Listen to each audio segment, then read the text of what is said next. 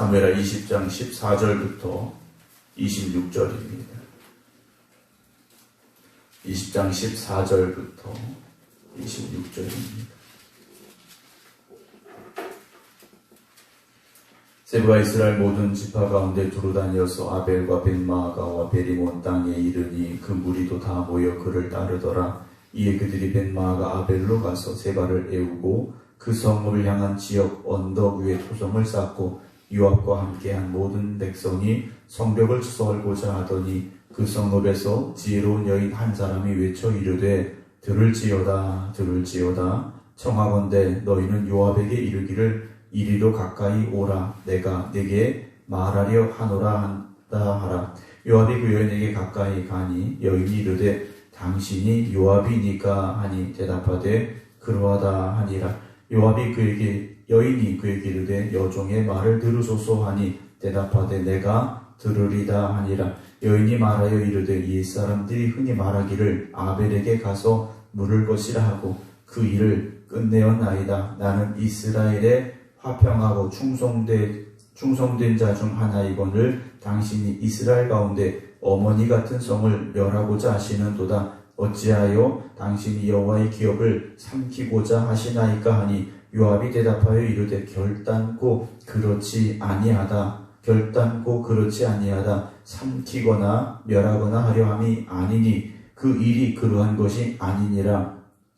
에브라임 산지사람 비그리 아들 그의 이름을 세바라 하는 자가 손을 들어 왕 다윗을 대적하였나니 너희가 그만 내주면 내가 이 성벽에서 떠나가리라 하니라. 여인이 요압에게 이르되 그의 머리를 성벽에서 당신에게 내어 던지리다 하고 이에 여인이 그의 지혜를 가지고 모든 백성에게 나아가매 그들이 비그리 아들 세바의 머리를 베어 요압에게 던진지라.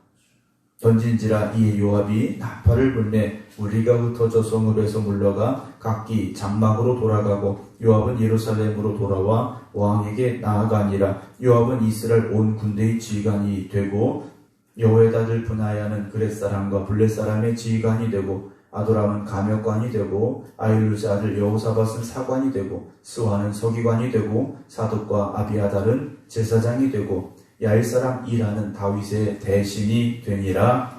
아멘. 할렐루야. 오늘도 좀 앞에 남아 기도드린 여러분들과 온라인으로 예배드리고 계신 김성자 권사님, 박성준 집사님, 김건욱 권사님, 김주문 장로님, 박정순 권사님, 정봉 권사님, 정정희 집사님, 김경호 장로님, 안친환 권사님, 박용료 권사님, 임승자 집사님, 나와영 권사님, 박경원 집사님 주님의 이름으로 축복합니다. 우리가 입에서 나오는 말은 사실 한번 뱉으면 다시 담을 수 없다라고 이야기합니다. 또 그렇기 때문에 말을 참 조심하고 또 조심해야 된다라고 우리가 생각하고 또 늘 조심하지만 그렇게 쉽지만은 않은 것 같습니다. 일단 우리의 입에서 나온 말은 다른 사람의 귀에 들려지게 되고 그 말은 발 없는 말이 천리를 간다라는 말처럼 또 그 말이 이리저리 돌아다니기 때문입니다. 그래서 믿음의 사람들은 항상 말을 함에 있어서 신중해야 되고 또 다시 한번 생각해야 되고 그 말이 끼칠 영향력에 대해서도 우리가 생각할 수 있어야 됩니다. 그래서 믿음의 사람들은 그냥 하는 말은 없어야 됩니다. 다 하나님이 주시는 지혜를 가지고 믿음의 말을 할 수 있어야 되죠. 그래서 말은 상처를 주는 말이 아니라 살리는 말이 되어져야 됩니다. 오늘 그 말 때문에 한 성이 구원함을 받는 그 일이 오늘 본문에 기록이 되어져 있습니다. 이제 세바라는 사람이 다윗을 대적하는 일이 벌어지게 되죠. 그 세바가 자신과 뜻을 함께할 사람들을 모으기 위해서 이리저리 이제 돌아다니게 됩니다. 그래서 14절 세바가 이스라엘 모든 지파 가운데 두루 다녀서 아벨과 벳마아가와 베림 온 땅에 이르니 그 무리도 다 모여서 그를 따라갔다라고 되어 있습니다. 이스라엘 각 지파들 전체가 다 세바와 연합한 건 아니지만 그 중에 일부가 이 세바의 말을 듣고서 그래? 그럼 그렇게 해보자 하고 모여든 상황이 됐습니다. 오늘 15절에 그들이 벳마아가 아벨이라는 곳으로 이제 가게 되는데 이 아벨이라는 성으로 이들이 집결을 했습니다. 그래서 다윗의 군대도 이 성 앞으로 이제 모여든 상황이 됐고요. 성에 들어가 있기 때문에 공격하기가 쉽지가 않았습니다. 그래서 어떤 방법을 세우느냐? 성 앞에다가 흙을 쌓아서 똑같은 높이로 만들기 시작합니다. 이걸 토성이라고 말하는데 성 앞에다가 성 높이의 흙을 쌓아놓기 시작합니다. 그리고 나서 같아지면 그 성으로 뛰어들어가서 전쟁을 치를 그런 상황이 되어지고 말았다라는 것이죠. 16절에 그런데 그 아벨이라는 성에 지혜로운 여인 한 사람이 등장을 합니다. 이 사람의 이름도 성경은 기록해 주지 않습니다. 단 지혜로운 여인이었다라고 되어 있습니다. 이 지혜로운 여인이 소리를 지릅니다. 들을지어다 들을지어다 외치기 시작합니다. 청하건대 너희는 요압에게 이르기를 이리로 가까이 오라 내가 네게 말하려 하노라 한다 라고 외치기 시작합니다. 군대 장관 요압을 부르는 거예요. 들어라 들어라 하면서 그 성벽을 무너뜨리기 위해서 토성을 쌓고 있던 군인들에게 요압을 이리 데려와라 내가 할 말이 있다 라고 이 여인이 이야기했습니다. 사람들이 아마 의아했겠죠. 그 성에 있는 군인도 아니고 세바도 아니고 반란에 함께했던 사람들도 아니고 남자도 아니고 한 여자가 갑자기 등장해서 들어라 들어라 하면서 요압을 불러와라 한 겁니다. 17절 요압이 그 여인에게 가까이 갔습니다. 성을 쌓았기 때문에 가까이 갈 수 있었겠죠. 여인이 말합니다. 당신이 요압입니까? 물어요. 요압이 누군지 모르니까 확인하는 거죠. 요압입니까? 그랬더니 맞다 했습니다. 여인이 계속해서 말을 합니다. 여종의 말을 들으소서 하니 요압이 내가 듣겠다 라고 대답을 했습니다. 여인의 말이 시작이 됩니다. 18절 옛사람들이 흔히 말하기를 아벨에게 가서 물을 것이라 하고 그 일을 끝내었나이다 라고 말하죠. 이 아벨이라는 곳은 아마도 지혜로운 사람들이 많이 배출이 됐던 그런 성인 것 같습니다. 큰 성은 아니었지만 그 성에서 대대로 지혜로운 사람들이 있었고 그리고 사람들이 어떤 다툼이나 분쟁이 있었을 때 이 아벨이라는 성에 와서 자신들의 이야기를 하고 또 그곳에 지혜로운 사람들이 방법을 주고 그래서 다툼과 분쟁이 해결되었던 곳이 바로 이 아벨이었던 것으로 우리는 생각을 할 수 있는데요. 여인이 지금 그 말을 한 겁니다. 그러니까 지금 여기서 전쟁을 계속할 것이 아니라 지혜로운 사람들이 있으니 이 문제를 잘 풀어가보자 라고 여인이 이제 말을 한 거죠. 19절에 나는 이스라엘에 화평하고 충성된 자 중 하나이거늘 이라고 말합니다. 나는 반란을 일으킨 사람도 아니다라는 거죠. 이 성에 있는 사람들이 다 그런 게 아니라는 겁니다. 당신이 이스라엘 가운데 어머니 같은 성을 멸하고자 하시는도다. 어찌하여 당신이 여호와의 기업을 삼키려고 하십니까? 라고 요압을 향하여서 당당하게 외치고 있습니다. 당신이 지금 세바라는 사람과 반란군이 여기 들어왔다고 해서 어머니 같은 이 성을 멸하시려고 합니까? 이 성을 완전히 멸하려고 합니까? 하나님의 기업인 이 성인데 어째서 멸하려고 하십니까? 이 여인이요 당당하게 외쳤어요. 그랬더니 요압이 결단코 그렇지 않다. 결단코 그렇지 않다. 두 번씩이나 거듭해서 그 성을 이 아벨이라는 성을 우리가 멸하려고 온 게 아니다 라고 요압이 오히려 당황해서 말합니다.